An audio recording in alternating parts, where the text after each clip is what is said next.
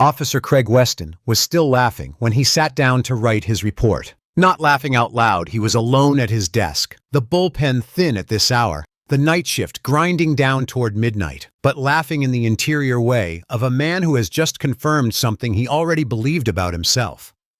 A good bust. Clean pretext, clean escalation, clean collar. The kid had even given him something to work with, an art tool in a seat pocket, which in Weston's hands became a modified blade, which in his incident report would become evidence of criminal intent, which would become by morning a formal charge sitting in the system against a name he had already stopped thinking about. He cracked his knuckles and positioned his hands over the keyboard. He had done this 31 times in 18 years, and nothing had ever come back to him. 31 commendations on the wall in Captain Dale Pruitt's office, each one representing a version of tonight, a pretext, a stop, an escalation, an arrest. The kid would take a plea, or the kid's family couldn't afford a fight, and either way, the charge would stick, or the charge would get dismissed, but the night's paperwork would be clean, and the sergeant would nod, and Craig Weston would go home and come back tomorrow and do it again. He was 51% through the first paragraph of his incident report when his phone buzzed on the desk beside him. He did not look at it immediately. He was mid-sentence constructing the phrase displayed unusual nervousness when approached, and he did not like to interrupt his report momentum. He had developed the rhythm of these things over 18 years. The report wrote itself, if you let it, the phrases accumulating with the ease of something practiced until the whole document existed as a polished, internally consistent account that bore only a tangential relationship to what had actually occurred on the street, but that no one who mattered would ever examine closely enough to notice. His phone buzzed a second time. He looked. It was a text from Doyle, his partner who had finished his own paperwork 20 minutes ago and gone to the break room. The text said, "Trent, come to the break room. Now." Weston stared at the text. The "now" was doing something strange. It was carrying a quality of urgency that Doyle's texts did not usually carry. Doyle was 26 and manageable and had in 3 years never once sent him a text that said, "Now," with that weight to it. He saved his report draft and stood up. He would later understand reconstructing the sequence with the precision of a man who has nothing but time for reconstruction, that the 30 seconds between sitting at his keyboard and standing up from his chair was the last moment of his old life. The moment before the building fell, the moment before 18 years of institutional protection revealed itself as contingent rather than structural, as a thing that held precisely until the specific weight that could collapse it arrived, and then did not hold at all. He walked to the break room. Doyle was standing at the counter with his phone in his hand, and the quality of his expression, not frightened exactly, but containing a kind of stunned, recalibrating attention that Weston had never seen on the younger man's face, told Weston, before a word was spoken, that something had changed. What Weston said. Doyle held up his phone. On the screen was a Google search result, and at the top of the results was a photograph from 6 months ago in the state newspaper. A ribbon-cutting ceremony at a new hospital wing on the north side of Mill Haven. 3 people stood at the ribbon: Governor Raymond Webb, his wife, Gloria Webb, and between them, their son Marcus, 18 years old, in a dark jacket over a t-shirt, with a slight genuine smile, and his father's quality of self-possession. The name on the registration, Gloria M. Webb. Weston looked at the photograph for a long time. He looked at the face in it, the face of the young man who was currently sitting in cell 3 on the other side of the building, whose wrists bore the marks of handcuffs that Weston had tightened 1 notch past. What was necessary, whose grandfather's box cutter was sitting in an evidence bag on the booking counter, tagged as a modified blade. He set the phone down on the break room counter with great care, the way a person sets down an object they have just realized is fragile. In 3 hours, the most powerful man in the state would walk through the front doors of the Mill Haven 12th Precinct. He would be wearing a dark overcoat over his work clothes and no tie, and he would not bring a security detail because he did not need one. He would walk through the bullpen to his son, and then he would turn around, and the temperature in every room he occupied would drop by 10 degrees, and he would dismantle Craig Weston's career, his pension, his marriage, and his freedom with the quiet, surgical efficiency of a man who had spent 6 years prosecuting people who thought the law did not apply to them. Right now, Craig Weston was standing in a break room with his hands flat on the counter, looking at a newspaper photograph and understanding with the particular cold, airless clarity of a man who has just looked over the edge of something and seen how far down it goes, that the body of the report he was writing in the bullpen was going to be the last one. That is where this story starts. But to understand why it had to end this way, you need to go back to the beginning of that Tuesday night. You need to go back to the young man in the silver Malibu who had spent the evening thinking about the texture of old brick and who had been heading home with his grandfather's box cutter in the seat pocket and his scholarship letter waiting on his desk and his entire future still intact. You need to understand what Craig Weston saw when he pulled out from behind the dry cleaner on Cedarwood Avenue. And more importantly, you need to understand what he failed in 18 years of badge and bias to ever truly see at all.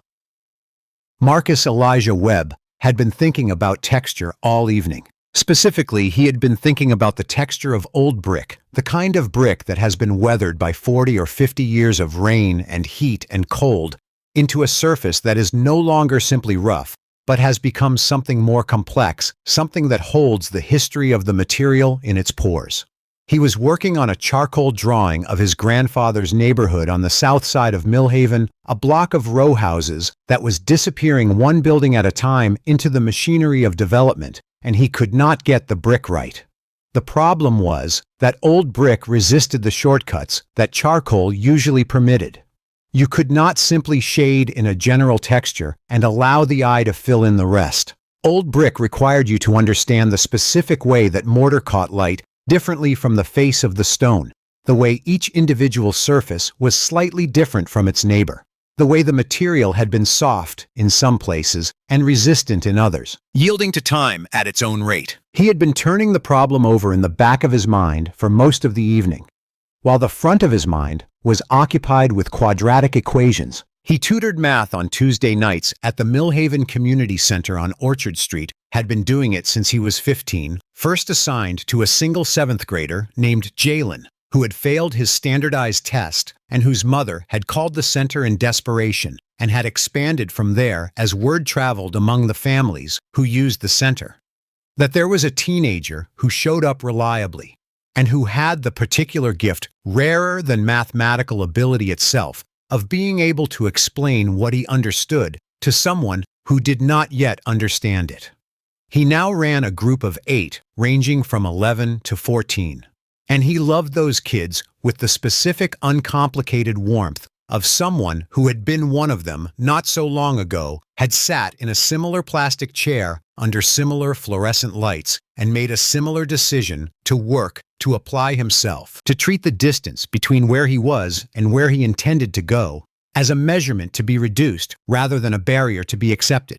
Tonight had been a good session. Jalen, who was now in 8th grade and had passed his standardized test and was beginning to suspect tentatively, and with the caution of someone who has been disappointed before, that he might actually be good at this, had solved 4 consecutive problems on his own, and had looked up from the 4th one with an expression of such surprised, genuine pleasure that Marcus had felt it like a physical warmth in the center of his chest.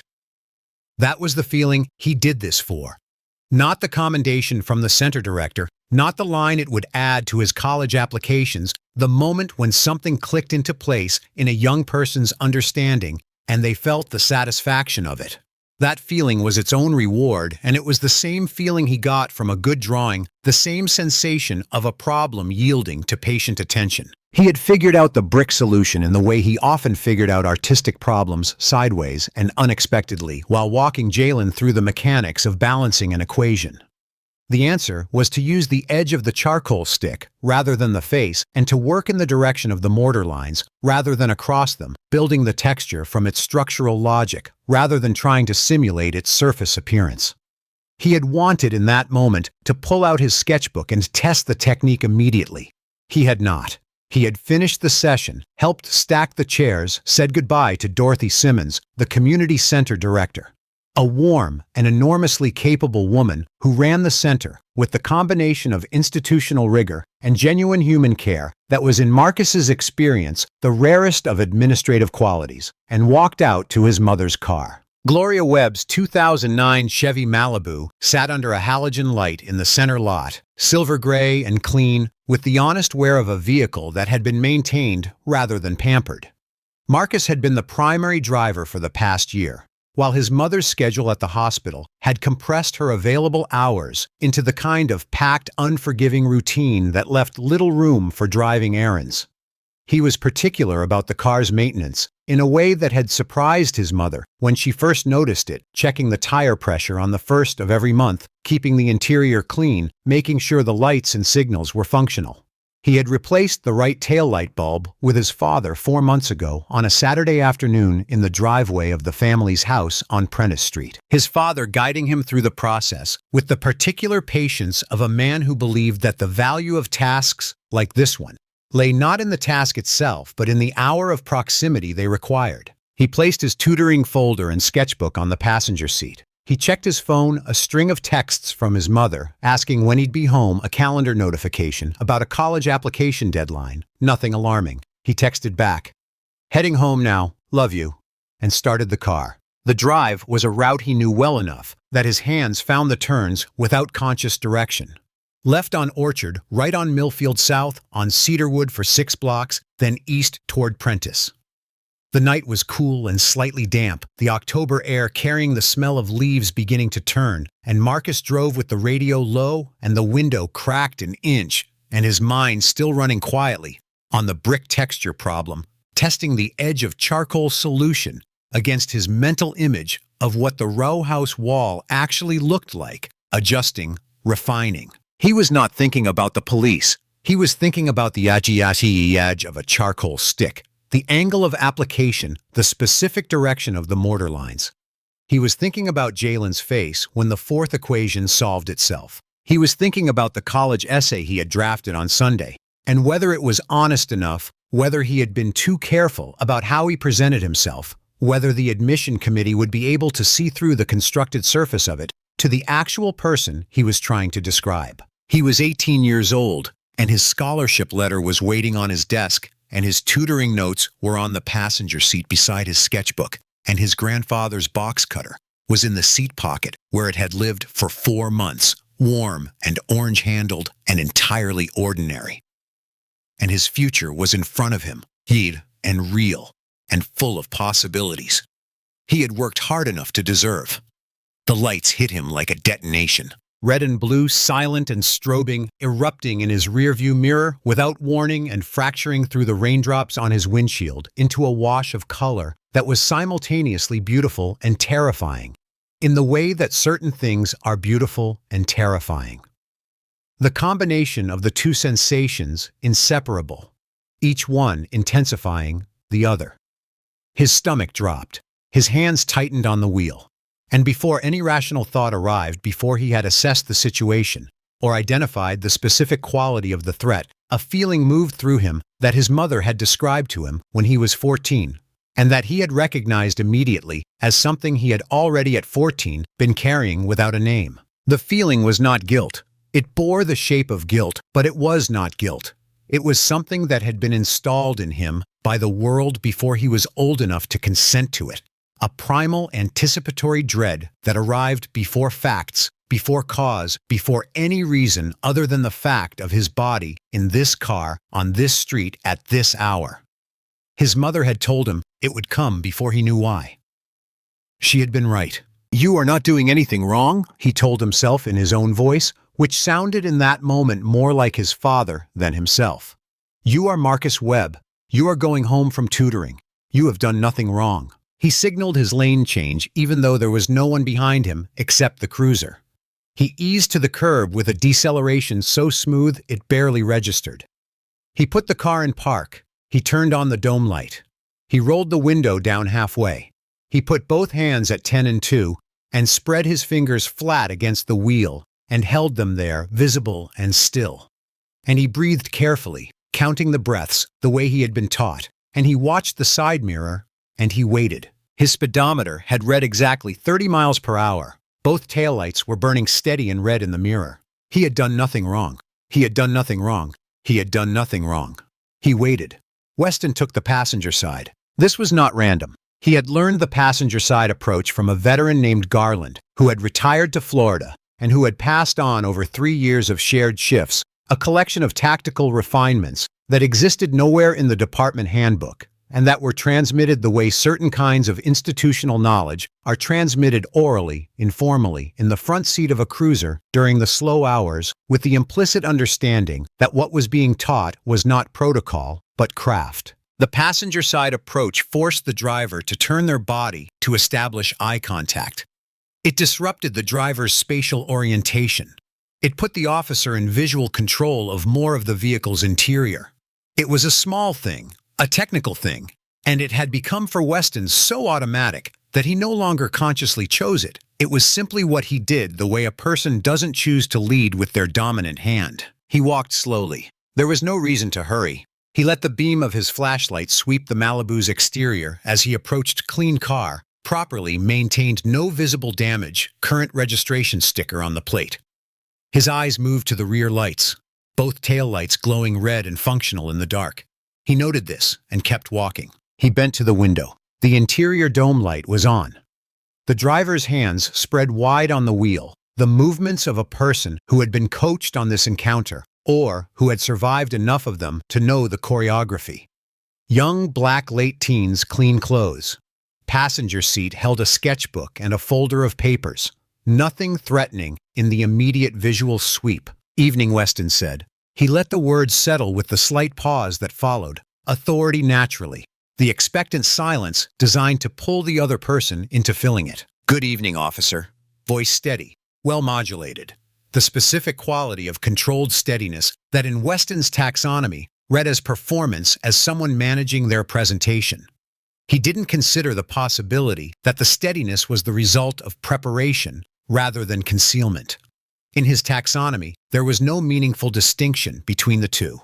You know why I pulled you over? No, sir, I don't. Right taillights out, Weston said. It wasn't. He had seen both lights from the cruiser. He had noted them as functional. He said it anyway because he had said things like it many times before, and it had always held up well enough, not because it was true, but because it was said with authority by a person in a uniform, and authority in a uniform had always been, in Weston's experience, the most durable currency available. I'm sorry to hear that, officer. I wasn't aware, the driver said. Weston's flashlight moved off the driver's face and swept the passenger seat. It stopped on the sketchbook. He had expected to see something that confirmed his initial read, something that would give him a foothold, a starting point.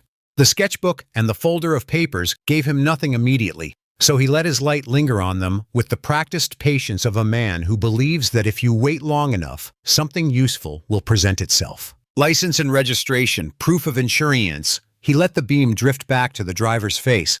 Keep your hands where I can see them. Marcus narrated his movements quietly, reaching for the glove compartment now, and retrieved the documents with the deliberate slowness of someone who understood exactly how quickly a reaching hand could be misinterpreted in the dark.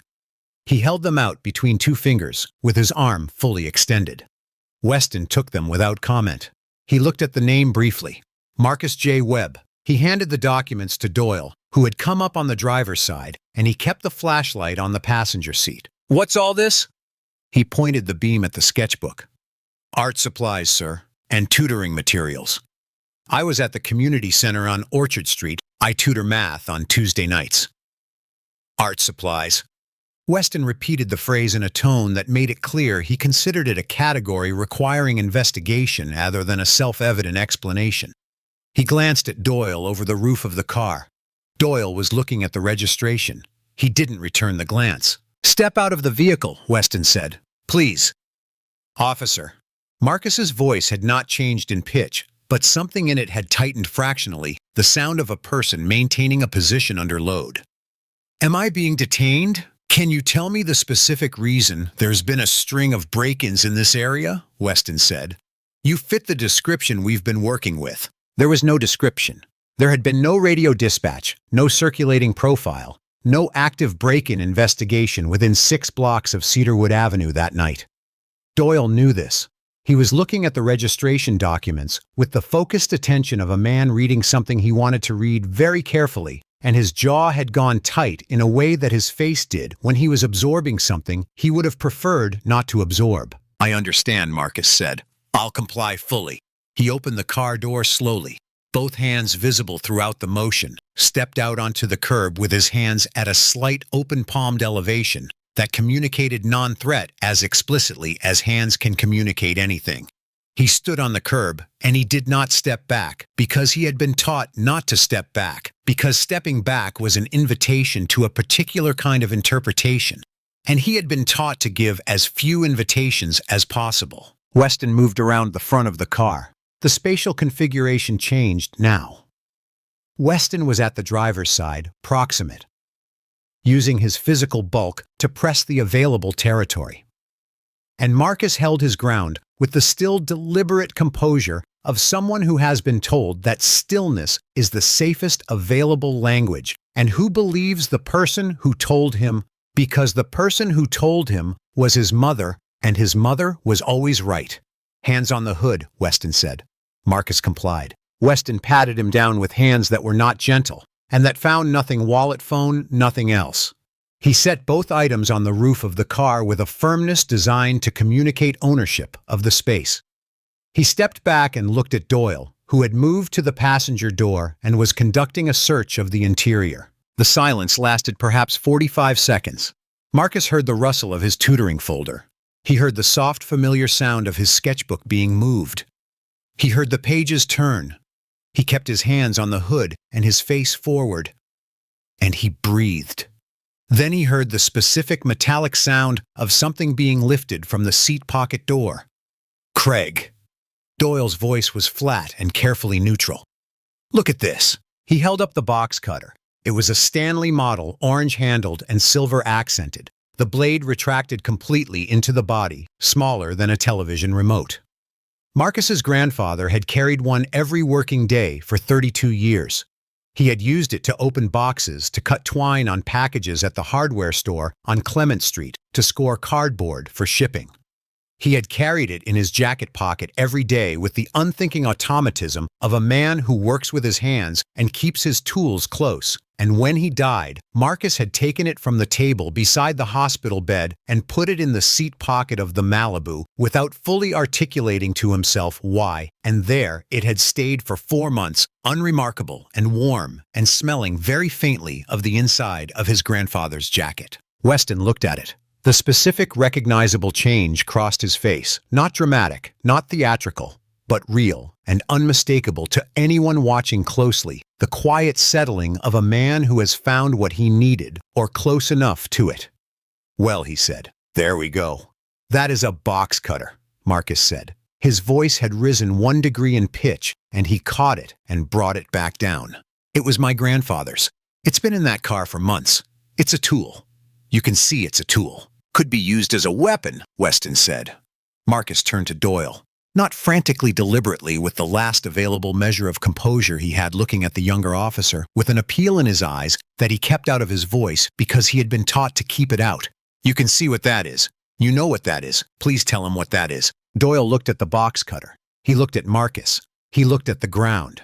His lips pressed together once briefly, the external expression of an internal argument that had been running since the moment he saw the driver's face and registered the absolute, unambiguous compliance of every movement Marcus had made.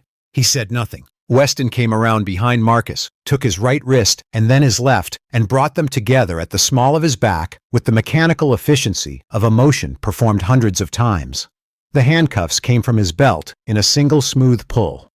Right wrist, left wrist, click, click. Tightened to 1 notch, past what the situation required, the specific fraction of excess that Weston had learned long ago was invisible in documentation, but entirely legible to the person wearing them. Marcus felt the steel against the bones of his wrists. He felt the bite of the right cuff where it sat on the mark left by the left, the slight, precise pain of it. He cataloged it. He was cataloging everything now with the methodical intensity of a person who has decided that an accurate account is the only thing they can carry out of this night intact, the only thing that cannot be taken or distorted or filed away in a drawer. The draft from the passenger door caught the sketchbook.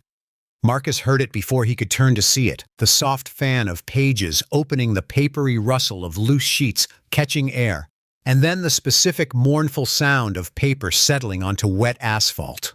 Several drawing studies of his grandfather's street, a half-finished portrait of Dorothy Simmons, 3 pages of composition work for the brick wall piece, the work he had been refining in the back of his mind all evening, slid from between the sketchbook's covers and drifted down onto the damp road. One by one, their charcoal lines immediately beginning to absorb the moisture, the images softening at the edges where the water touched them. He watched them fall, and he said nothing. He let Weston direct him to the cruiser, and he walked to it, and he bent his head for the door with a careful, practiced motion, and he sat on the hard plastic seat with his hands behind his back and the cuff's cold weight present and specific, and through the scratched plexiglass, he watched Doyle stand beside the open passenger door of the Malibu for a long moment, looking down at the scattered pages on the ground. Then Doyle bent and gathered them. He gathered every loose sheet carefully and shuffled them back into the sketchbook and placed the book back on the seat and closed the car door. He straightened up and stood there for a moment in the dark, his hands at his sides, his face doing something complicated and private that the dark partially concealed.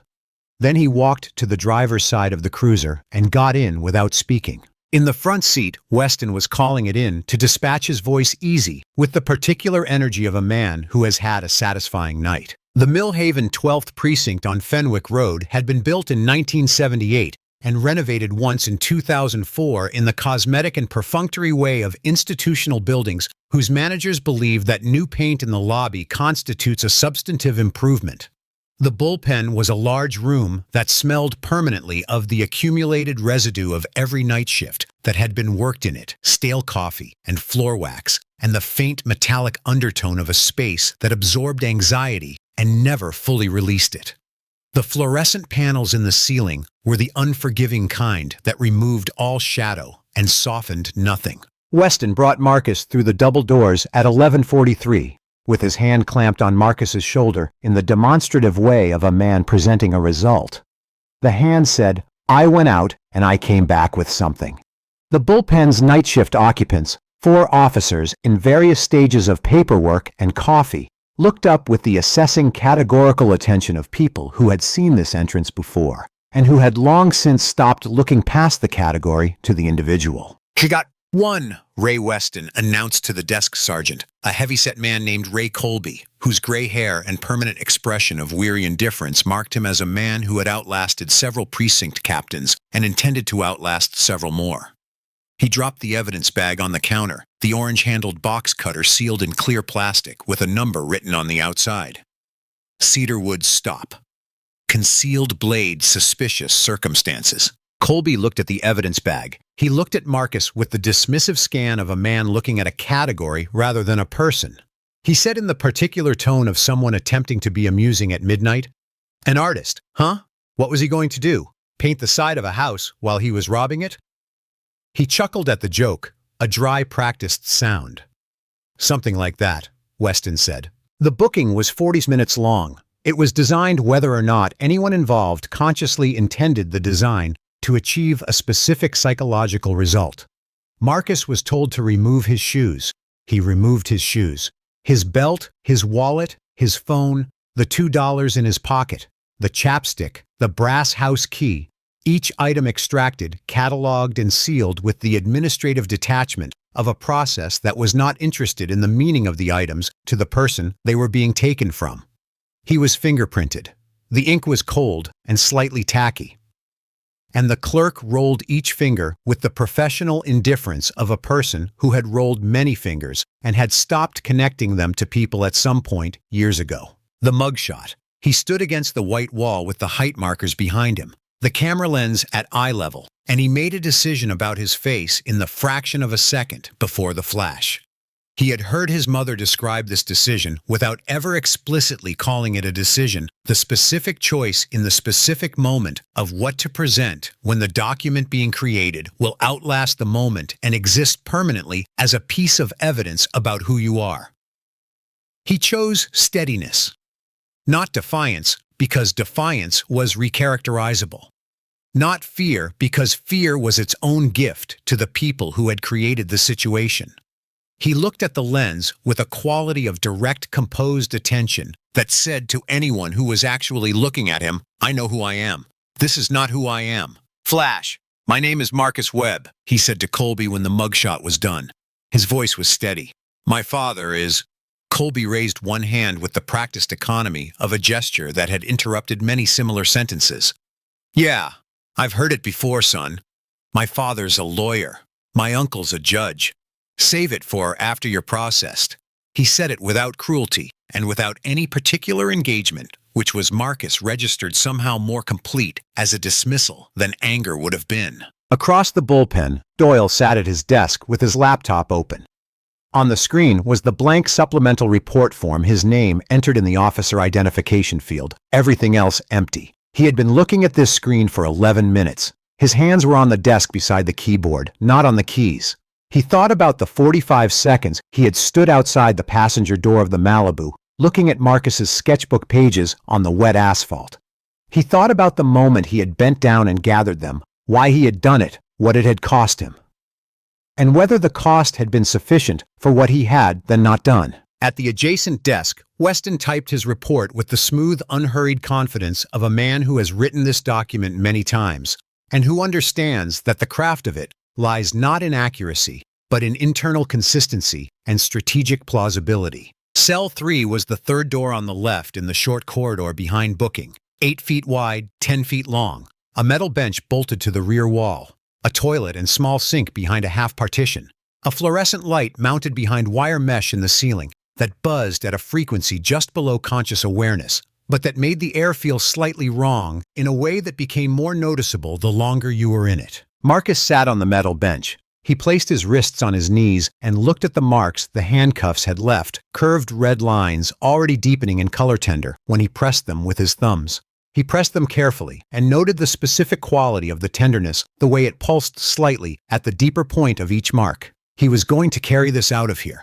He was going to carry every detail out of here. The officer's name, Weston, the badge number he had memorized from the nameplate, every word spoken on Cedarwood Avenue and in this building, every timestamp on every clock. He had been able to read. He was going to hold all of it intact and precise, because he understood with the clarity of a person who has been put in a situation where accuracy is the only power available to them, that an accurate account was what he had instead of anything else. He had been brought to the phone in the booking area before the cell. He had called his mother first voicemail, which meant she was still in the hospital with her phone in her locker.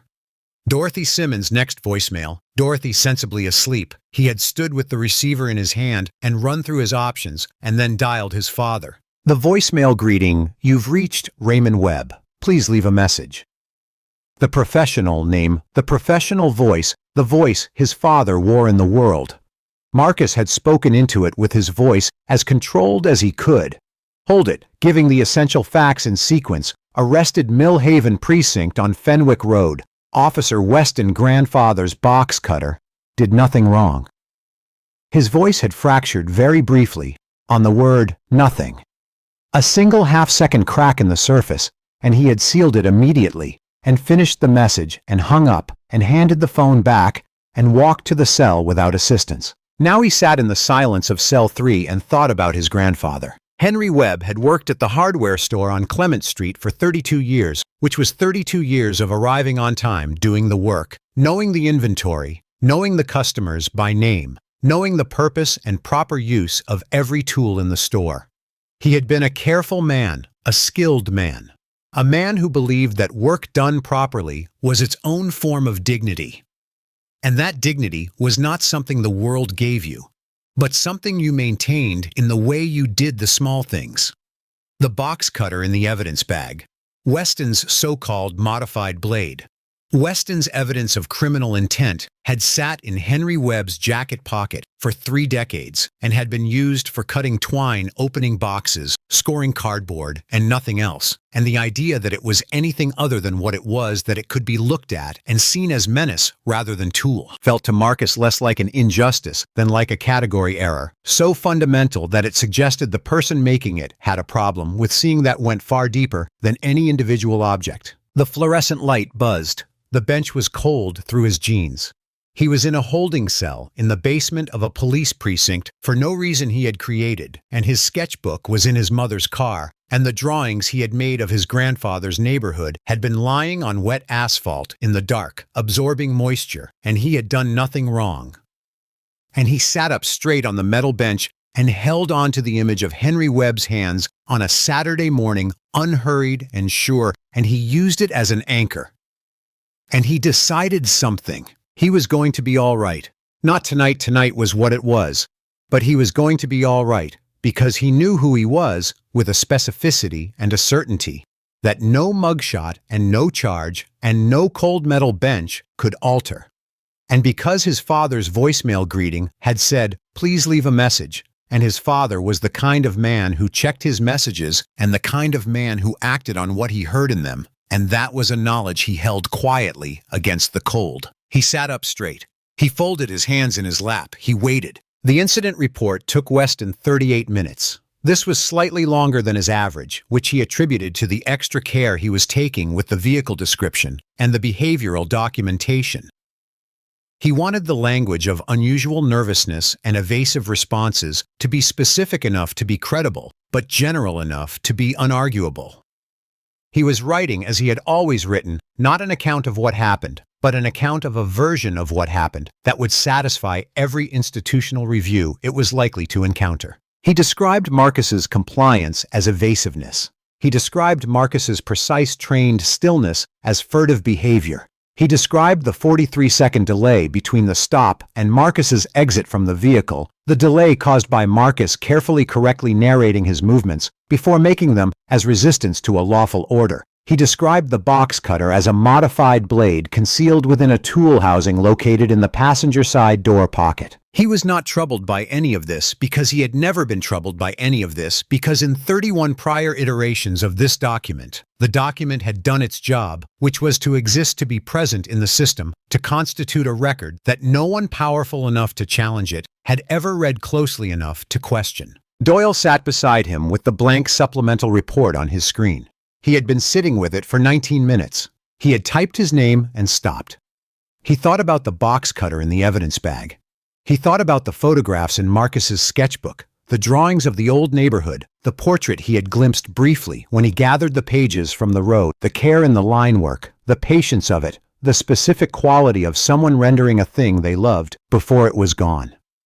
He thought about Marcus turning to look at him on the side of Cedarwood Avenue and saying, "Please," with a steadiness that was more devastating than anger would have been. "You should get that done," Weston said without looking up from his own screen. "Still working on it. Match my supporting details and you're finished in 10 minutes. Kid was uncooperative, verbally combative when detained. Add that. It helps establish the justification for the extraction. Doyle stared at his screen. He thought about the word extraction, which was the word Weston used for pulling someone from a vehicle who was not resisting in any way that was documentable. He thought about what it would mean in 3 years, or 5 years, or 10 years, to have filed a report that used the word combative to describe a young man who had complied with every instruction, who had narrated his movements, who had said, "Sir, an officer," who had asked a legitimate question about the reason for his detention, and then complied even when the answer was a lie. "Trent," he said. "Yeah." The taillight was working. Weston's typing slowed fractionally and then resumed. "Equipment can intermittently malfunction. You know that. It wasn't intermittent. Both lights were lit when we pulled up. I could see them from the passenger seat of the cruiser. You could see them from the driver's seat." He paused. "You know you could see them." Weston turned in his chair. He looked at Doyle with the specific contained expression that Doyle had encountered once before in his first month, and that he had correctly catalogued then as the warning language of a man who had been using the same silence purchasing currency for a long time, and who was now deploying it again calmly, without concern for the exchange rate. 2 years in, Weston said. "You're still in evaluation. I have 31 commendations and the full support of Captain Pruitt and everyone above him who matters. I'm telling you, this was a clean stop on a suspicious subject in a neighborhood with documented activity." He held Doyle's eyes for a measured 3 seconds. "Don't make it complicated. He turned back to his screen and resumed typing. Doyle sat with the blank report for another 4 minutes. Then he closed the laptop without saving the document. He sat with his hands in his lap and thought about what he was going to carry forward from tonight, what the weight of it was, and what it would accumulate into over time. He did not yet know the answer. He knew only that the answer was going to arrive whether or not he chose it. And that the choice he was making right now, which was the choice not to lie in a document, but also still the choice not to act, was going to be a part of that answer, whether he liked it or not. In Captain Dale Pruitt's office on the second floor, in a filing cabinet in the corner 11, folders sat in the dark. They contained between them the documented grievances of 11 individuals who had been through versions of tonight and who had filed complaints and who had been told in various administrative formulations that the complaints had been reviewed and found insufficient. The folders were not officially suppressed. They had never been formally marked as closed. They were simply present in a drawer that no one had reason to open, waiting with the patience of things that have nowhere else to go. They would not wait much longer. The State Capitol Building's 14th floor conference room was the kind of room that looked impressive in photographs and felt functional in person, which was the right balance for a space where people spent most of their time arguing about money. The carpet was a muted institutional blue that had been selected at some point in the past decade with the specific ambition of being impossible to find objectionable, which meant it was also impossible to find interesting. The table was long and laminate, and bore the ringmark history of every coffee cup that had been set on it, without a coaster, which was evidence that the people who worked in it treated it as a working surface rather than a performance space. Governor Raymond Webb Ellis to his family. Raymond, to his professional world, had been sitting at this table since 6:15 in the evening. It was now 11:40. The Highway Infrastructure Appropriations meeting had run 2 hours and 45 minutes past its scheduled end time, which meant it had run the full duration of Marcus's tutoring session, the stop on Cedarwood, the drive to the precinct, and most of the booking process, all without the governor knowing any of this was occurring. He was 52 years old, and he had been governor for 6 years, and in those 6 years, he had developed the specific fatigue that accumulates not from volume of work, but from the sustained effort of caring about things that institutions are built, often inadvertently, to discourage you from caring about.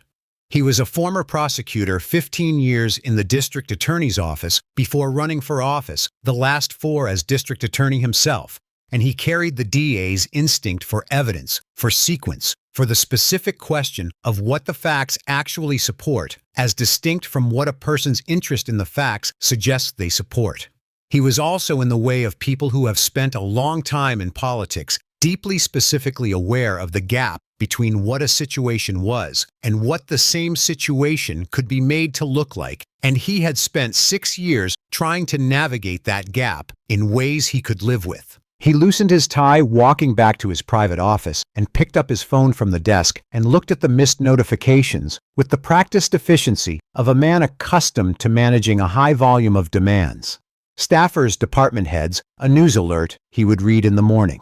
His wife's text about Thursday. He typed back briefly. And then, at the bottom of the notifications, 1 missed call and 1 voicemail from Marcus. He was already setting down his overcoat to stay. He imagined a mundane question, something about the car or money for art supplies, or whether the Thursday dinner was formal. He put in his earbuds and pressed play on the voicemail and sat back. The first sound was his son's breathing, and before the first word arrived, the breathing told him what the words were going to say. He had known his son's breathing for 18 years. He had learned it in the first hours of Marcus's life and had never stopped tracking it with the involuntary, continuous attention of a parent. And the breathing in this voicemail carefully controlled the specific quality of control that Marcus used when he was afraid and was choosing not to show it, hit him before the words did. "Dad, it's me. I've been arrested. I'm at the Millhaven precinct on Fenwick Road. There's an officer named Weston. He said my taillight was out, but it wasn't. I checked it, the light's fine. He found Grandpa's box cutter in the car and said it was a concealed weapon. Dad, I haven't done anything. I was just coming home from tutoring. Please call me back. I don't know what to do." The voicemail ended. Raymond Webb sat with absolute stillness for 30 seconds. The infrastructure spreadsheet was on the table in front of him. The budget numbers he had been reviewing, the highway allocation percentages, the fiscal projections, all of it was present and none of it existed. He played the message again. He listened to the half-second fracture in Marcus's voice on the word nothing. The place where the control had almost broken, and the place where Marcus had pulled it back together and finished the sentence, and he felt that specific necessary fracture travel through him the way certain sounds travel through a parent, regardless of distance or circumstance. He had fought against this reality for the entirety of his political career. He had passed accountability bills and reformed oversight structures and spoken in 100 town halls in 100 neighborhoods where people understood the reality of what he was speaking about from the inside rather than from statistics. He had tried in the way that parents try to modify the world for their children, while knowing the modification is partial and temporary, to shield Marcus from the worst direct encounters with it. He had taught Marcus the protocol, not because he believed the protocol would always work, but because he believed it was the best available tool against the worst available outcome, and because he needed to give Marcus something actionable, some way to move through the encounter, rather than being simply subject to it. The protocol had worked perfectly. Marcus had done every single thing right, and he was in a holding cell on Fenwick Road. The wave of fury that came was legitimate and enormous, and he let it move through him completely, let it be what it was, total and unsparing. And then it was done, and what remained was cold and targeted and operational. He was not going to panic. He was not going to make the kind of calls that could be characterized as executive pressure applied to a legitimate arrest, because he needed to understand the situation fully before he did anything that could be mischaracterized. What he was going to do was get his son out of that cell, and then he was going to understand exactly what had happened, and then when he understood exactly what had happened, he was going to ensure, with the resources available to the office, he held that it could not simply be absorbed and buried the way similar things had been absorbed and buried before. He stood up. He reached for his overcoat. The politician evaporated. What remained was a father, and the father was moving. Colonel Sandra Reeves, superintendent of the state police, answered on the second ring with the complete immediate alertness of someone who does not require a transition between sleep and operational competence. Governor. Sandra, I apologize for the hour. I need you to confirm that my son Marcus Webb is currently in custody at the Millhaven 12th Precinct on Fenwick Road, and I need a state trooper at that precinct in 20 minutes. Unmarked vehicle, no lights, no sirens. This is not a demonstration. A brief pause. The sound of a keyboard. Confirming now, sir. Trooper Paulson is en route. ETA 19 minutes. Thank you. Chief Leonard Garrett of the Millhaven PD answered his second ring with the thick, disoriented voice of a man pulled from deep sleep. The governor did not soften the opening. Chief Garrett, this is Governor Webb. My son Marcus is currently in one of your holding cells. He was arrested this evening by an officer named Weston on Cedarwood Avenue. The stated basis was a broken taillight and a box cutter from his grandfather's car. He paused one beat. I want to understand how that happened. The fogginess left Garrett's voice so quickly, it was almost audible, replaced by the tight, careful alertness of a man who has just understood that whatever he says in the next 60 seconds will be part of a record that matters. Governor I haven't been briefed on tonight's arrests. I'm not at the station. Then I suggest you get briefed, Chief. I am on my way to your precinct right now. I want my son in your office when I arrive, not in a cell.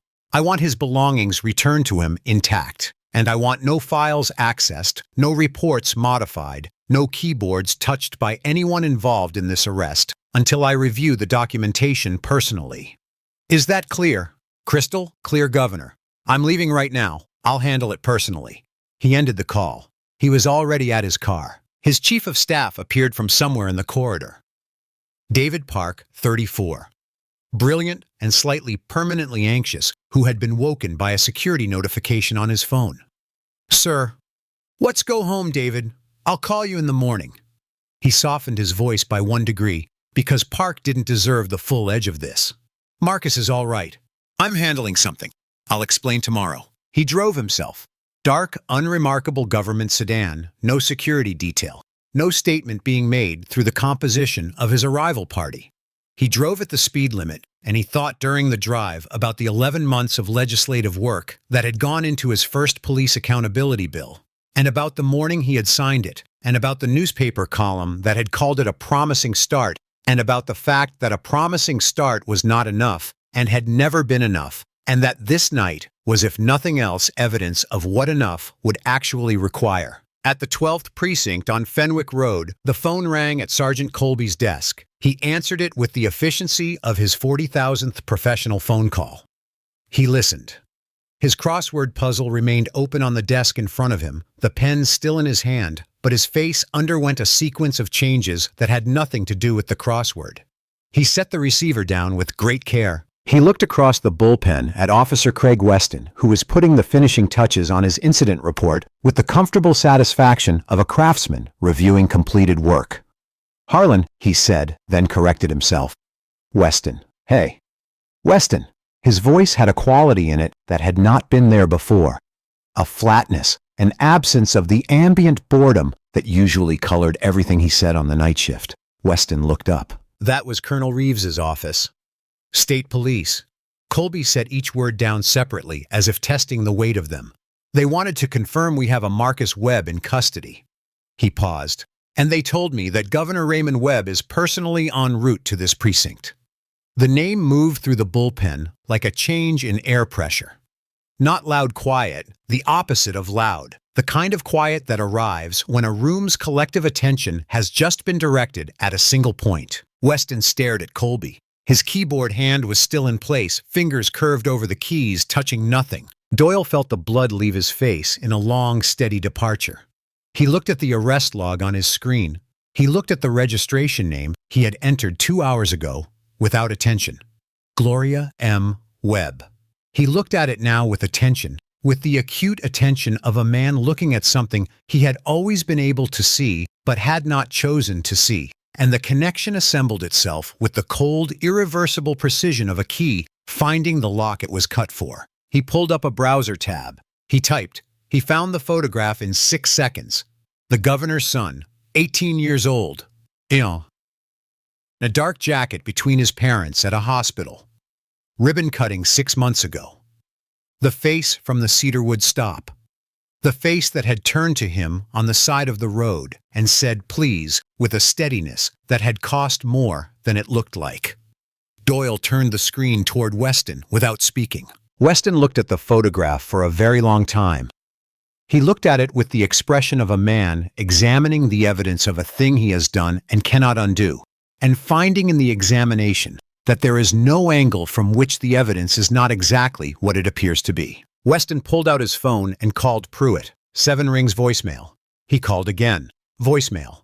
He set the phone face down on the desk and sat with his hands flat on the desk surface and his eyes focused on the middle distance with the expression of a man performing a rapid and increasingly grim inventory of available options. He ran through them. Amend the report? No, the original was time-stamped in the system, and any amendment would create a version history that was worse than the original. Get to Garrett first possible, but Garrett was already on his way and would be in full damage control mode, meaning he would be solving his own problem before he helped Weston with his. Rely on Pruitt's support and his commendation record possible in theory. But Pruitt wasn't answering, and the governor was 18 minutes away, and the commendation record, while real, had been produced by the same methodology that had produced tonight's arrest, which meant it was built on the same foundation, which was a foundation the governor's arrival was currently pressure testing in real time. He found running through the options that they did not multiply as he had expected. They narrowed. They converged. They arrived at a single point that was not an option at all, but simply the shape of a situation. He had arrested the governor's son on fabricated charges, and the governor was coming, and there was no version of the next 12 hours in which this did not happen. Trent Doyle said quietly. Weston did not look at him. The taillight was working, Doyle said. You know it was working. I know it was working. The impound lot is going to confirm it was working. The dash cam is going to show it was working. He paused. Whatever you're calculating right now, I think you need to calculate with the taillight being working. Weston said nothing for a moment. Then you filed the supplemental no. Another silence. Something shifted very slightly in Weston's expression.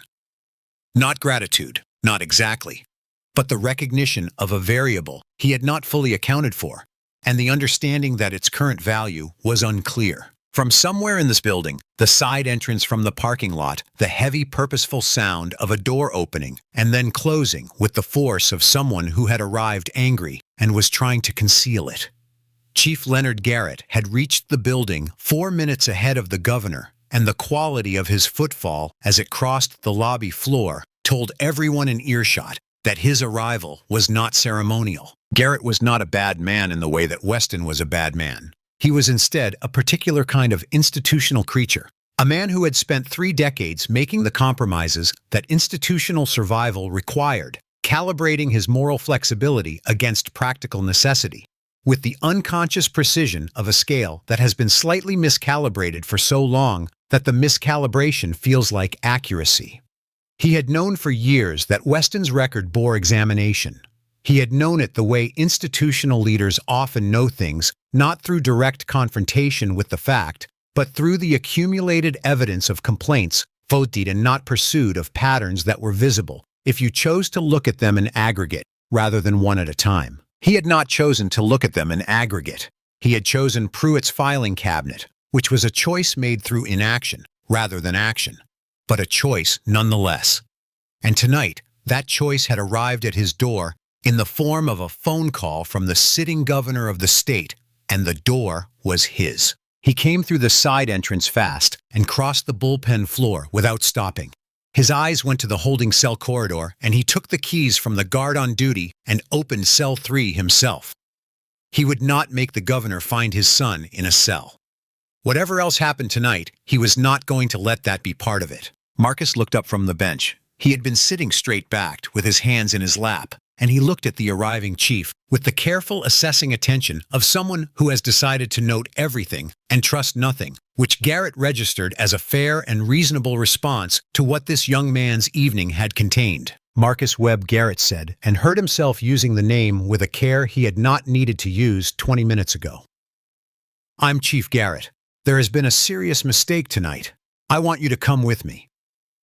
Marcus stood without hurry. He straightened his jacket.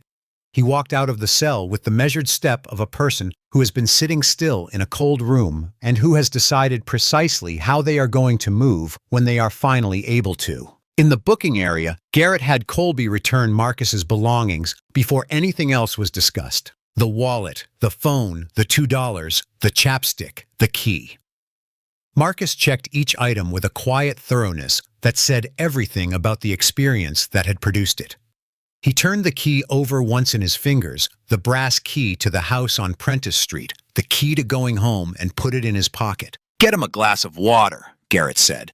He turned to look at Weston and Doyle, who were standing beside their desks, with the frozen quality of men who have understood the shape of what is coming. "My office. Both of you. 5 minutes."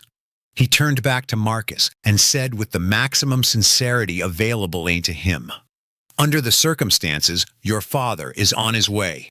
We are going to address everything that happened tonight completely and transparently. I'm deeply sorry for what you've experienced." Marcus looked at him. "Thank you, Chief," he said. 2 words, complete and measured, offering exactly what was offered, and not one thing more. In Garrett's office, Weston sat with his arms at a slight forward angle and his chin elevated in the way of a man who has not yet fully released the posture of authority, even though the authority has departed. Doyle sat with his hands in his lap and his eyes on the carpet with the quality of stillness of someone who has arrived at a decision and is waiting for the opportunity to enact it. Garrett placed both hands on his desk. His voice was quiet and very precise. "I called the impound lot before I came in," he said. "I asked them to check the Malibu before anyone touches it. Both taillights are fully functional." He waited for a moment with that fact in the room. "I've also looked at your incident report, Weston. You logged the box cutter as a modified blade concealed within a tool housing." He picked up the evidence bag from the desk, held it up, and looked at the orange-handled Stanley tool inside it. "This is a box cutter. from a hardware store. It costs $3. Any person with any experience of the physical world can identify it on sight. He set it back down. Did you find anything else on this young man? Any controlled substance, any actual weapon, anything that constitutes an actual criminal charge? Chief, the situation on the street. Did you find anything? Weston's jaw tightened.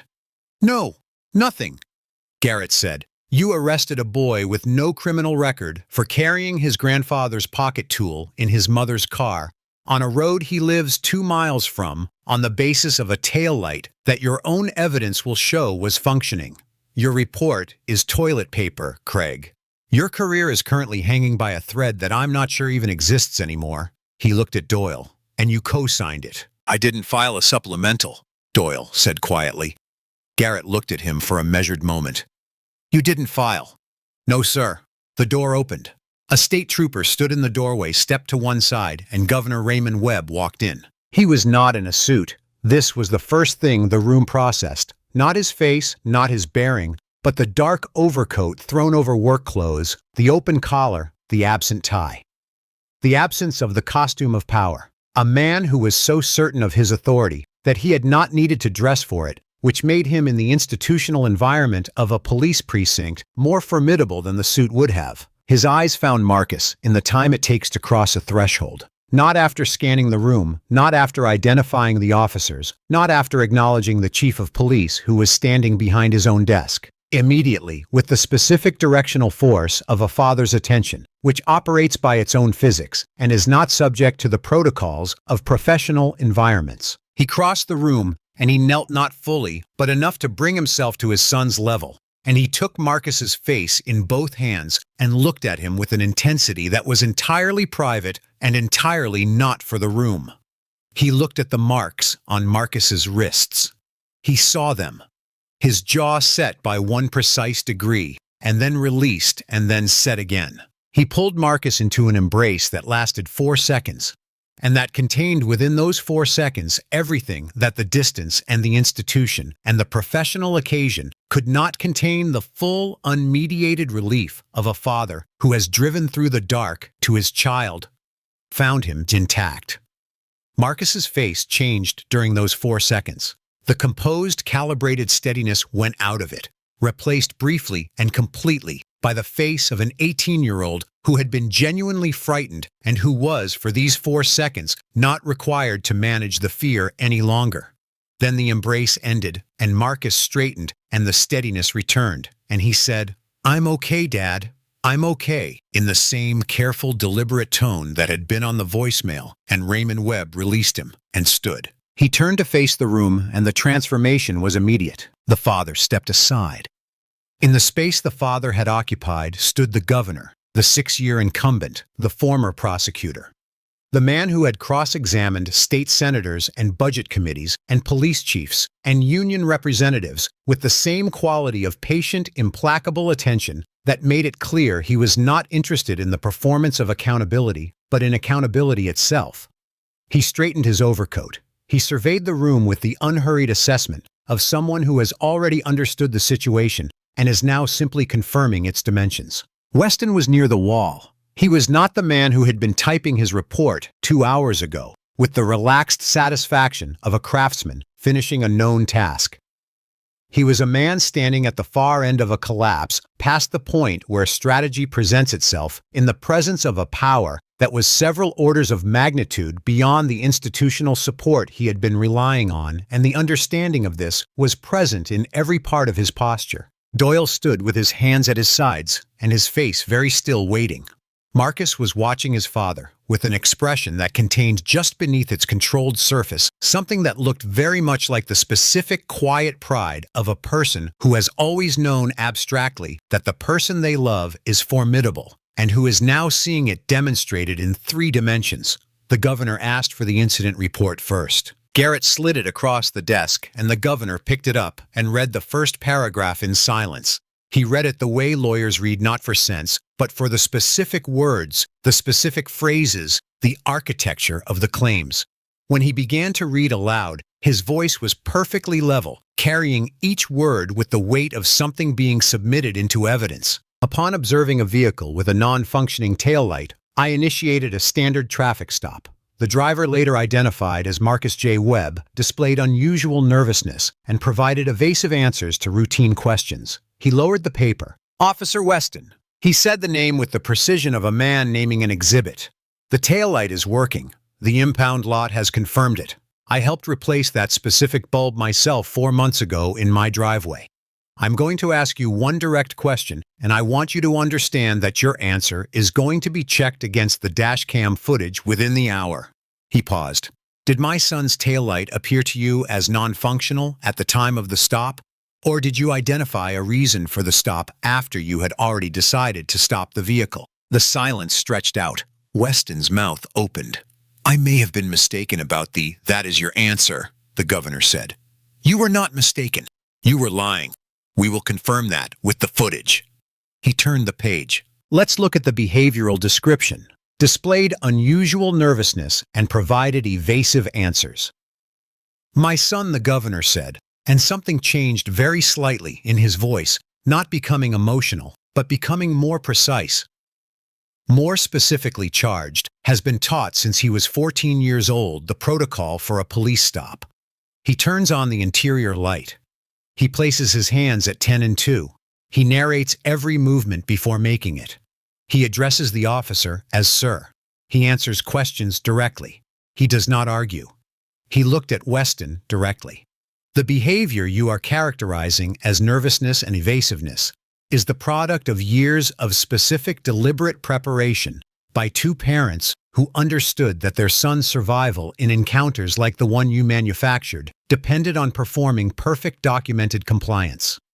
The nervousness you saw, Officer Weston, was not deception. It was terror. It was the completely rational terror of a young black man who has been taught that this specific kind of stop with this specific dynamic can end in ways that compliance does not always prevent. He moved his eyes to Doyle. "Officer Doyle, you were present for every moment of this stop. Did my son display the behavior Officer Weston describes in this report?" Doyle looked up from the carpet. He looked at Weston once briefly, without expression. He looked at the governor.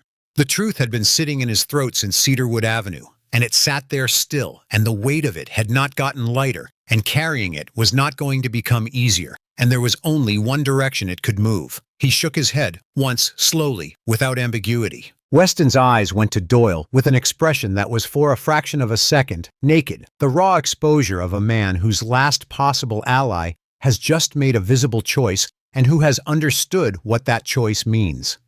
"Continue," the governor said, as if the exchange had been administrative rather than devastating.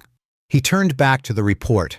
He read the description of the box cutter, a modified blade approximately 4 inches concealed within a tool housing. He set the report on Garrett's desk. "You arrested my son for being an artist," he said. The simplicity of the sentence had a quality that a more elaborate formulation would not have had. For carrying his late grandfather's pocket tool in the car, he drives. For driving home from the community center where he tutors children in mathematics on Tuesday evenings. He picked up the evidence bag from the desk, turned it once in his fingers, and set it back down. Every single characterization in this report, the nervousness, the evasiveness, the concealed weapon, the suspicious behavior, is a fabrication constructed after you had already made a decision. You made the decision before you turned on your lights.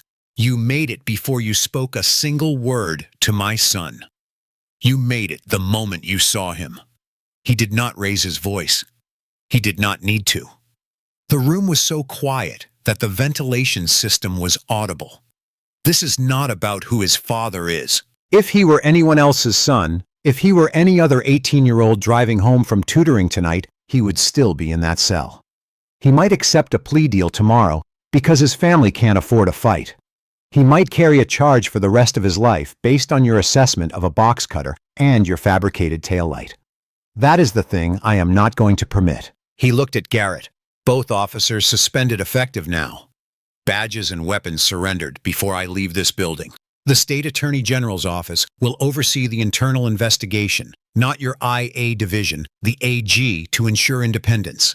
And I want every incident report filed by Officer Weston in the last 3 years flagged for review." He paused. "Every single one." Garrett said, "Yes, Governor." "And Officer Weston." The governor moved his eyes to Weston for the last time. There was no anger in them now. There was something colder and more permanent than anger, the specific measured regard of a former prosecutor looking at a person whose conduct has met a legal threshold he is familiar with. "If this investigation establishes that you filed a false police report tonight, and I believe the footage will establish exactly that, I will personally ensure that the state's attorney general pursues this matter to the fullest extent available under federal law. Your career in law enforcement is over. The remaining question is whether it ends with a pension or with a prison sentence." He put his arm around Marcus's shoulders. "Come on, son. Let's go home." The silence that followed his exit from Garrett's office was the particular silence of a room in which the temperature has just permanently changed. What happened next in Garrett's office happened without drama, which was the correct register for it. Drama would have suggested a contest with an uncertain outcome. There was no contest. Garrett stood behind his desk and asked Weston and Doyle to place their service weapons and badges on the surface in front of him. He used a neutral voice, and he did not editorialize, and he did not modify the request with pleasantries.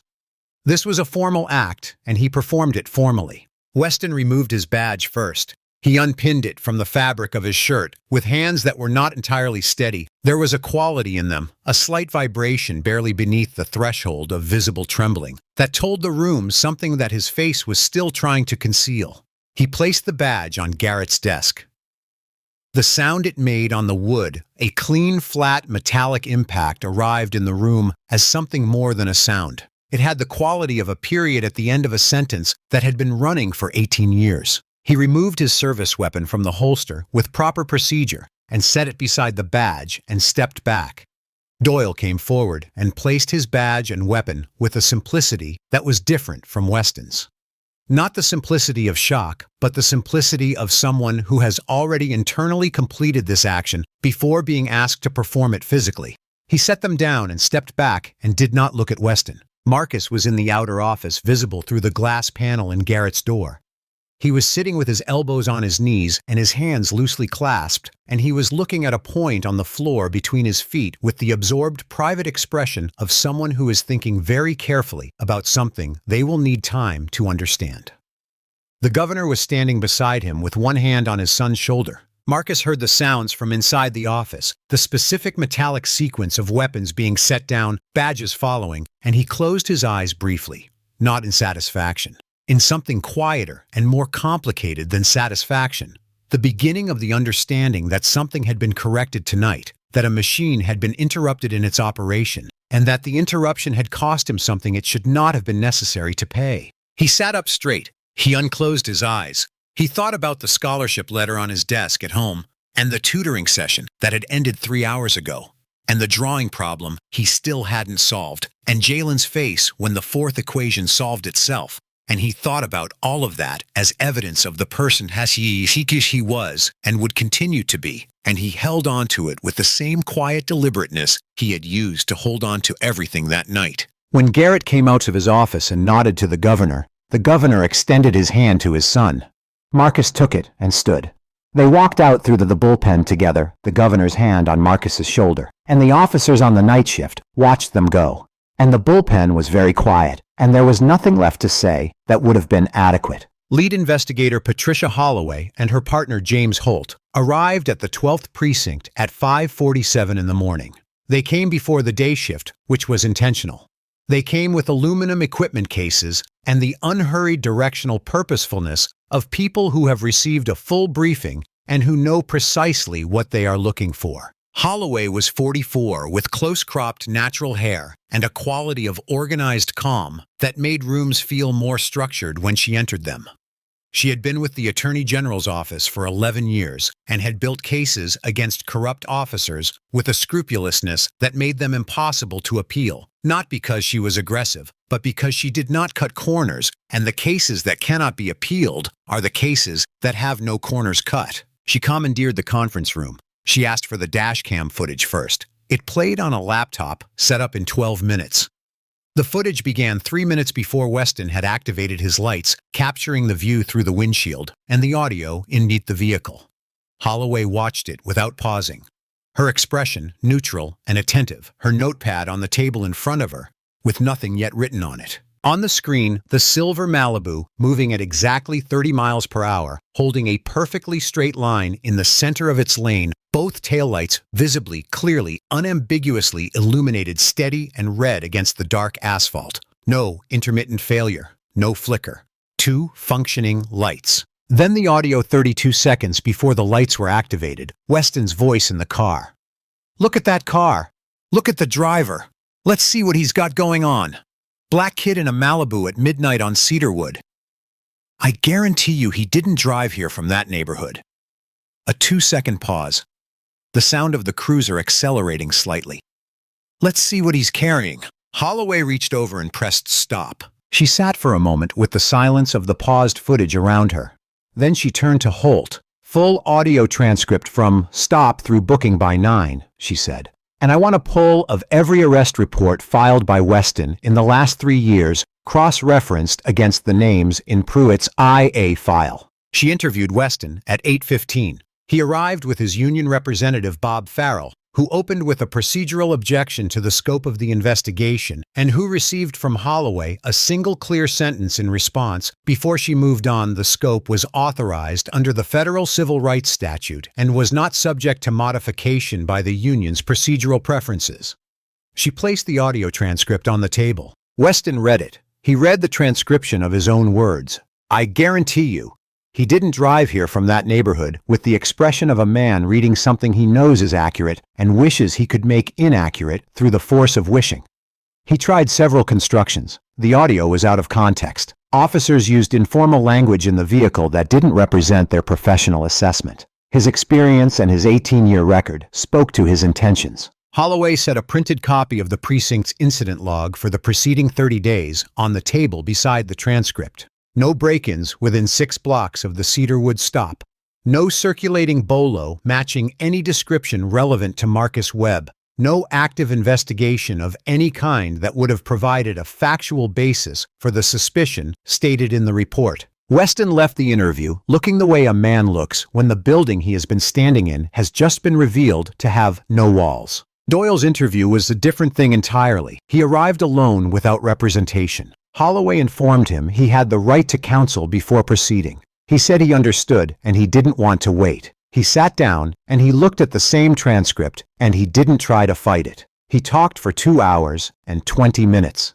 He described the stop in complete granular, unhesitating detail. He described the functional taillights from the passenger seat of the cruiser. He described Marcus's behavior as compliant throughout every movement, narrated every instruction, followed every word of address, respectful and precise. He described the box cutter as obviously, immediately, unambiguously a painting tool and not a weapon. He described his own silence on the roadside as a choice made out of fear, and the word choice carried in his voice the specific weight of a person who has arrived at an honest accounting of something they would prefer not to account for. And then he described the 6 prior incidents. 6 traffic stops on young black male drivers on the northern Millhaven beats in the preceding 14 months. 6 pretextual stops with no factual basis. 6 escalations to arrest or prolonged detention with field searches that Doyle had watched and said nothing about, and that had produced in each case an arrest report that bore the same structural relationship to the events that Weston's report about Marcus bore to the events of Tuesday night. He calls it proactive policing, Doyle said. He sees someone he thinks doesn't belong, and he finds the reason afterward. A taillight, a rolling stop, anything. And then he writes it up, and it sticks because nobody reads it closely enough, and the people it happens to don't have the resources to make someone read it closely. Holloway added 6 names to her case file. She began the process of contacting each of them. Bob Farrell met Weston in a small room adjacent to the conference suite at 2:15 in the afternoon, and the quality of the meeting was different from the morning interview in every respect. At the morning interview, Farrell had been an advocate in an adversarial proceeding. At 2:15, he was a man delivering a verdict that had already been reached without his participation. He dropped a folder on the table. He did not sit down. "Your jacket," he said. "The full IA file." Holloway's people got it from Pruitt's office at 10 this morning. 11 complaints, Craig. 11. 3 of the complainants have already been contacted and confirmed their willingness to give formal statements. 2 of them, based on what Holloway told me this afternoon, have described situations that are going to produce separate charges. Weston stared at the folder. "I've been on the phone with the union's legal counsel since noon," Farrell said. "Their position, effective as of an hour ago, is that the union will not provide representation for conduct classified under Title 18, Section 242. That's the federal civil rights statute. Once the federal threshold is established, which the dash cam footage establishes before anything else were out, contractually out, not optionally out." He pulled a business card from his jacket and placed it on the table beside the folder. "Private attorney, handles law enforcement cases. He's very good and very expensive." He picked up his briefcase. "The department has covered you 11 times, he said. He said it without feeling the way an accountant reports a balance. The 11th time involved a complaint from a man whose evidence was a palette knife he claimed was planted. The 12th time you arrested the governor's son on dashcam." He looked at Weston with the expression of a man who is doing the calculus of institutional survival and finding that the variables no longer support the previous calculation. "Everybody has a limit." He walked out. The door closed, and the room was very quiet, and the business card was on the table, and the folder was on the table, and Craig Weston was alone in the room with both of them, which was a new experience after 18 years of never being entirely alone. Captain Dale Pruitt received a call from a state investigator at 3 that afternoon. The call informed him that his IA file had been requisitioned and was now part of the federal record, and that the investigation would include a formal review of the administrative actions used to prevent each complaint from reaching formal review. Pruitt said he understood. He did not argue. He drove home and told his wife over dinner, and she said, "I know." And they sat for a long time after that, without speaking, in the specific silence of people who have been waiting for something for so long that its arrival brings grief rather than surprise. The formal charges against Craig Weston were filed on a Thursday morning, 10 days after the arrest perjury for the false taillight statement, falsifying a government record, for the fabricated report, contempt and deprivation of civil rights under color of law, filed under federal statute with the coordination of the U.S. Attorney's Office. Governor Raymond Webb issued a statement that afternoon that he had written himself without staff assistance. It was longer and more personal than his official statements usually were. He wrote about his son's evening, the tutoring session. The drive home, the perfect compliance that had produced no different result than non-compliance might have produced. He wrote about the 11 prior complainants whose complaints had been buried in a filing cabinet. He wrote the line that would be quoted most frequently in the coverage that followed. "The fact that I was able to make a phone call that produced results is not the lesson. The lesson is that every citizen in this state deserves what my son received, and most of them, without the phone call, would not have gotten it." The story broke nationally by noon. The dash cam audio. "Look at the driver. Let's see what he's carrying" played on loop on every major news platform. The Attorney General held a press conference that answered questions precisely and said nothing unverified. Garrett held a press conference that answered nothing and satisfied no one. Doyle was terminated from the force the following week. The AG's office declined to file criminal charges against him, citing his complete voluntary cooperation, the centrality of his testimony to the federal case, and the mitigating circumstances of his position. The formal statement noted that his failure to act was a serious ethical failure for which he had been appropriately separated from the force. He left without comment, packed his desk locker into a canvas bag, and walked out the side entrance and drove away. Marcus was at his desk when the coverage broke. He was working on his spring portfolio submission. He had his sketchbook open, and he was looking at the pages that had been on the wet asphalt, the ones that had dried, slightly warped with the charcoal lines at the edges, softened where the moisture had touched them. He looked at them for a long time. Then he picked up a fresh sheet and began to draw. The trial of United States versus Weston opened on a Monday morning in March and lasted 4.5 days. Federal prosecutor Carla Jennings opened by playing the dashcam audio without introduction. She let it play in the silent courtroom from the moment the cruiser pulled out from behind the dry cleaner to the moment Marcus was loaded into the back seat, and she said nothing during it. And when it was done, she said, "The government will prove that every word in Officer Weston's incident report was constructed after the decision to stop." Marcus Webb had already been made not on evidence, but on the color of Marcus Webb's skin and the hour of the night and the neighborhood where he was driving. She spent 2 days proving it. The dashcam footage was Exhibit A. The impound lot confirmation was Exhibit B. Weston's own report was Exhibit C. The three together were the case. The rest was confirmation. Doyle testified on day 2. He was on the stand for 2 hours and 25 minutes. He spoke with the complete, unhesitating clarity of a man who has decided there is only one thing left to do and is doing it. He described the stop, the box cutter Marcus's compliance. He described the 6 prior incidents. He answered the prosecutor's final question. "Why didn't you act at the time?" with a pause and then, "Because I was afraid of what it would cost me. And I've spent every day since that night understanding what it costs not to." 2 of the 6 prior complainants testified. A 22-year-old man named Desmond Hart, who had spent 19 months in county jail on a weapons charge based on a Weston stop and a Weston report, took the stand on day 3.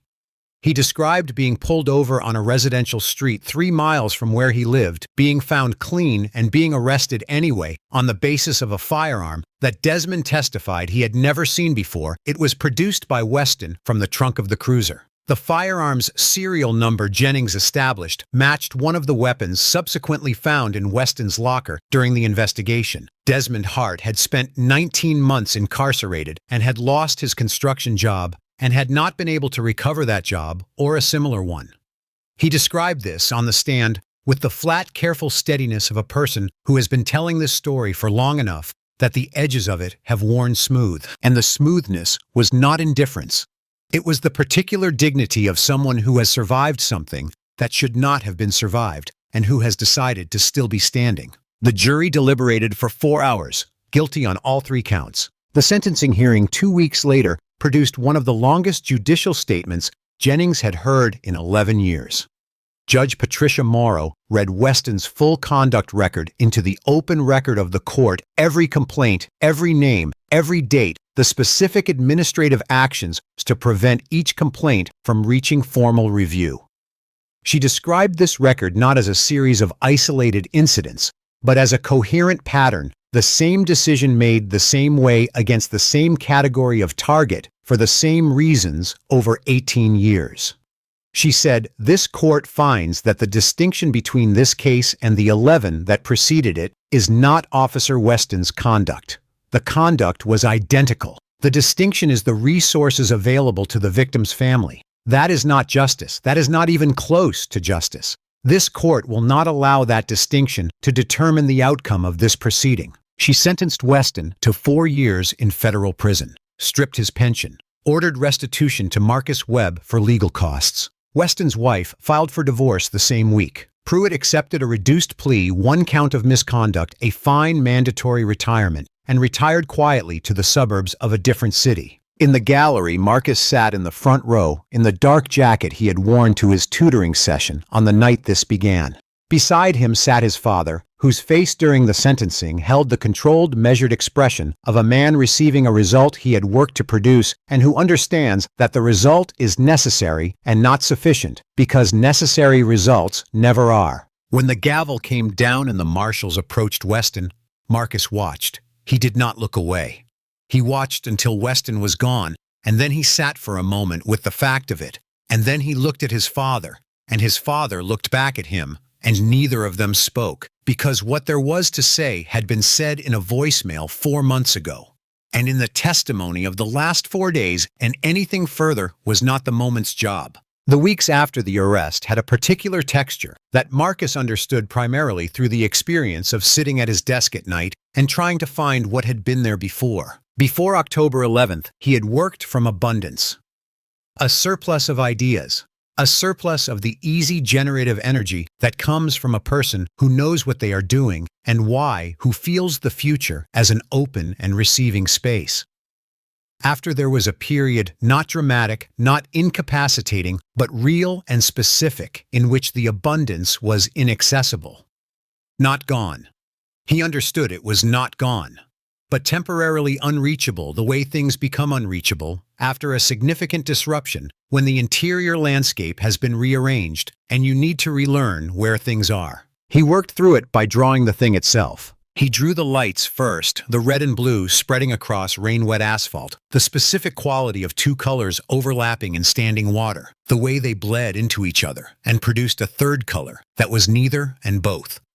He had seen this image for the first time through his rearview mirror and had registered it, even in the first spike of fear, as something that had a visual quality he would think about later. He thought about it now. He rendered it in charcoal on a 14-inch sheet, working from the memory of it with the precise attention he gave all observed subjects, trying not to generalize, but to record, to put on paper, not what a reader light looked like in principle, but what this specific light looked like, on this specific surface, on this specific night. He drew the handcuffs on a wrist. Not generalized handcuffs, the marks they had left, the specific curved indentations, the red that had darkened to purple by the time he was back on Prentice Street. He drew them from memory on his own wrist, working from the sensation rather than the image, because the sensation was what he had recorded most precisely. He drew the fluorescent light above the metal bench in cell 3, rendered not by drawing the light itself, but by drawing the darkness around it, letting the white of the paper carry the luminescence. He had been looking at that light for the better part of 2 hours, and he had memorized its quality, the particular flatness of it, the way it admitted no shadow, the way it made everything in the cell look equally brutally present. He drew a face in a mugshot frame. The face looked directly out of the frame with an expression that was neither defiance nor defeat, but something that existed in the space between them. The strenuous, deliberate, enormously costly effort of composure under conditions designed to produce its collapse. The face was his own. He drew it from memory and from the photograph that his mother had quietly obtained from the official record, and he drew it as honestly as he had ever drawn anything, including the parts he would have preferred to conceal. He did not draw Weston's face. He considered it and decided against it for a reason that clarified over several evenings of thinking about it. The work he was making was not about the agent of the harm. It was about the experience of the harm itself, the texture of what it meant to be a young man in a particular body, in a particular country. On a Tuesday evening in October, doing everything right and ending up on a metal bench in a buzzing cell anyway. Weston's face was not the point. The point was the light and the bench and the face in the mugshot frame and the marks on the wrist and the scattered pages on the wet asphalt. The point was what it cost. The scholarship letter arrived on the first Tuesday of November. He read it at the kitchen table with Gloria reading over his shoulder, and he felt the weight of it fully. Not just the scholarship itself, which was what he had worked for and what he had told himself was achievable, but the specific quality of receiving it now, after this month, the collision of the thing he had worked toward and the thing that had happened on the road to it. He sat with the feeling for longer than the letter seemed to warrant, and then he framed it and hung it on his wall beside the photograph of himself and his grandfather on the last Christmas before Henry Webb died. And the two things on the wall were, he understood both true at the same time: the scholarship was real and the arrest was real.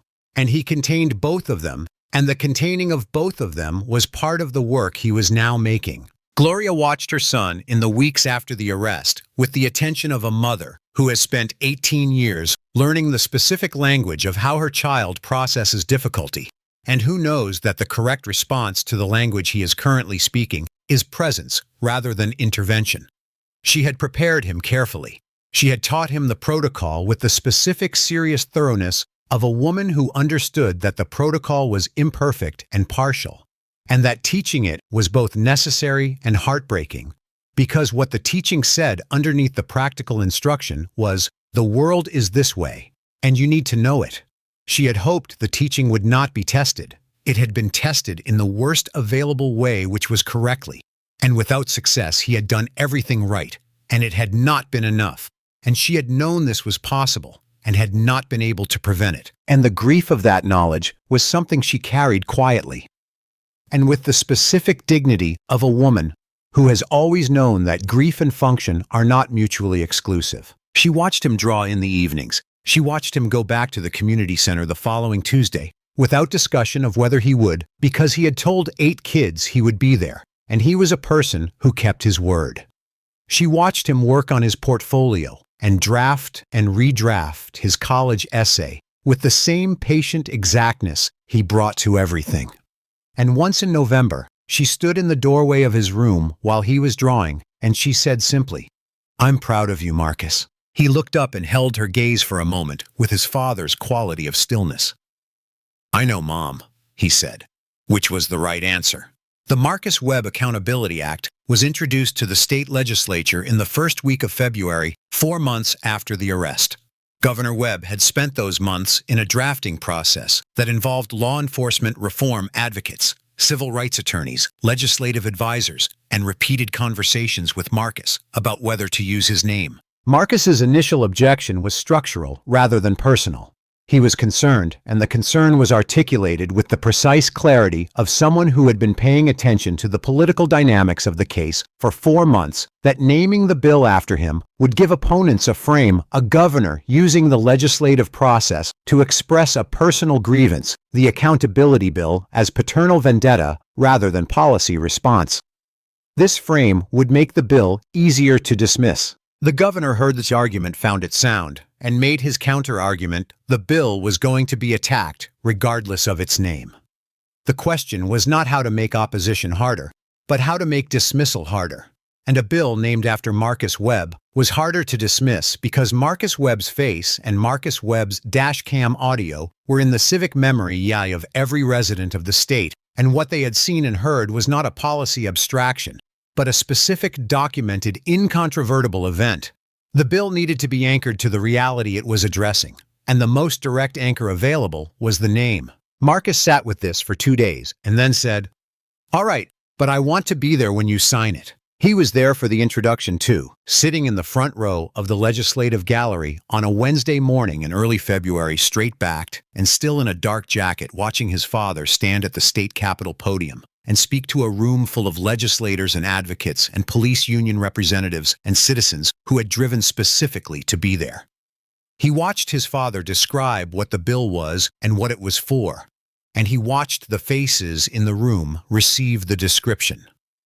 Some with relief, some with resistance, some with the specific, careful attention of people deciding what they believe before they have to cast a vote. The bill contained 3 provisions: independent review of all use of force incidents by an oversight body with no departmental affiliation results entered in a public database, mandatory preservation of all dashcam and bodycam footage for 5 years with criminal penalties for unauthorized deletion or modification, and the provision that produced 6 weeks of hearings and the most sustained lobbying effort the police union coalition had mounted in a decade: mandatory criminal penalties, not administrative penalties, not termination alone, but criminal penalties for officers found to have filed a materially false police report. The union argued that this provision would create a chilling effect on documentation. The advocates argued that the provision was a correction, not an overcorrection, and that the intensity of the opposition was itself the strongest available evidence for why it was necessary.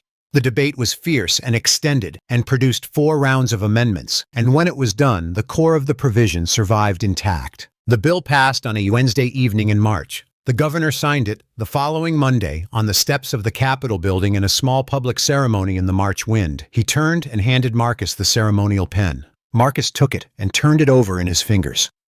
It was warm from his father's hand. He held it for a moment with both taillights burning steady and red in his mind, and Jalen's face, and his grandfather's hands, and 8 kids who showed up every Tuesday because someone had promised to be there. And then he put the pen in his jacket pocket and said nothing. And the cameras recorded the silence, and the silence was the statement. The plain white envelope arrived on a Saturday morning in late June, 8 months after the arrest, postmarked from the Federal Correctional Facility in Carterville. No name in the return address field, only a zip code that Marcus recognized. He sat at the kitchen table and opened it. He read the 2.5 handwritten pages without stopping. It was not an apology. There was no sentence in the letter that functioned as an apology, no acknowledgement of wrongdoing, no expression of remorse or understanding. What the letter was instead was a sustained, energetic, meticulous document of grievance, 2.5 pages of a man making the case that he had been wronged. Weston described his stolen career, his lost pension, his wife's filing for divorce, his sold house, his ruined reputation. He described 18 years of service and 31 commendations and dangerous situations survived. And he described all of this as a foundation that the governor and his son had destroyed for political reasons. He described Marcus as a pawn in a political operation, rather than a person who had been harmed. He called himself a good cop. He called what had happened to him an injustice. He ended with, "You and your father think you're heroes, but all you did was destroy a man's life over a misunderstanding that a phone call and some goodwill could have fixed. I hope you're satisfied." Marcus sat with the letter for a while. He sat with it the way he had sat in cell 3 straight hands, quiet mind, running through the substance of what was in front of him, without the interference of reaction. He let the first response arrive and be what it was. The residue of the original anger, the anger of the stop, and the handcuffs, and the cell, and the mugshot, and the marks on his wrists, returning briefly and recognizably present and familiar. He acknowledged it. He let it be present without amplifying it. He read the letter a second time. The second time, what he felt was pity. Not the pity of condescension, not the pity of someone looking down at a lesser person from a height they believe themselves to occupy. The specific, sad, honest pity of someone reading another person's writing and recognizing in it the signature of a mind that is trapped inside the story it has told itself for so long that the story has become the only available reality. There was no sentence in Weston's letter that said, "I made choices that brought me here." Not one. The 11 complaints, the fabricated taillight, the manufactured charge, the 18 years of the same playbook in the letter, none of this appeared as cause. All of it appeared as context, as detail, as the texture of a career that had been misunderstood by people who did not understand the difficulty of the work. Marcus thought about his grandfather. He thought about the box cutter in the evidence bag, the ordinary orange tool 40 years in a jacket pocket, cutting twine, opening boxes, scoring cardboard. Never anything else, and he thought about what it meant to look at that tool and see through the screen of a prior decision something it was not. To see only what you have already decided to see. To be so thoroughly committed to a conclusion that the evidence rearranges itself around the conclusion rather than the other way around.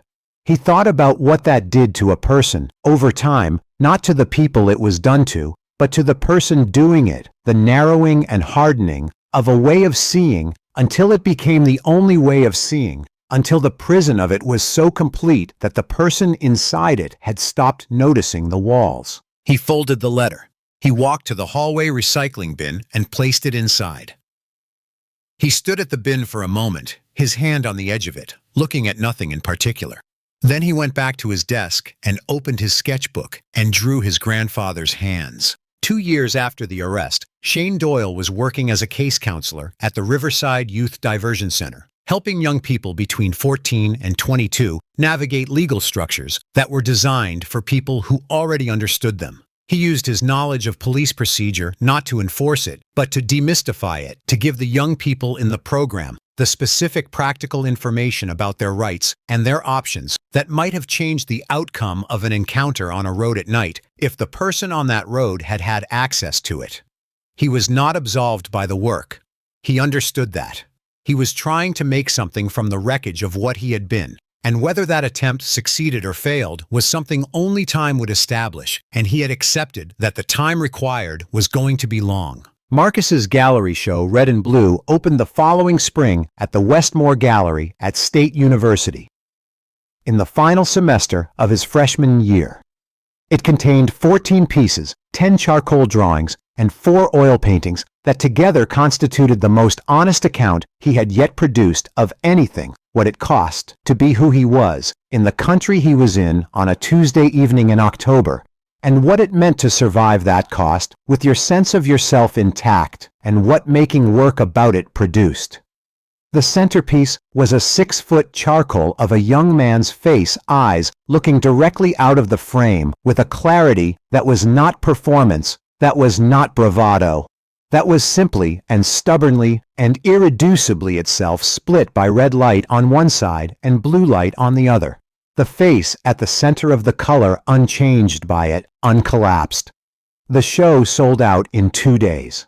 A national arts publication wrote that the work does not explain its subject, it inhabits it, makes it unavoidable, insists that you look at what you would rather summarize.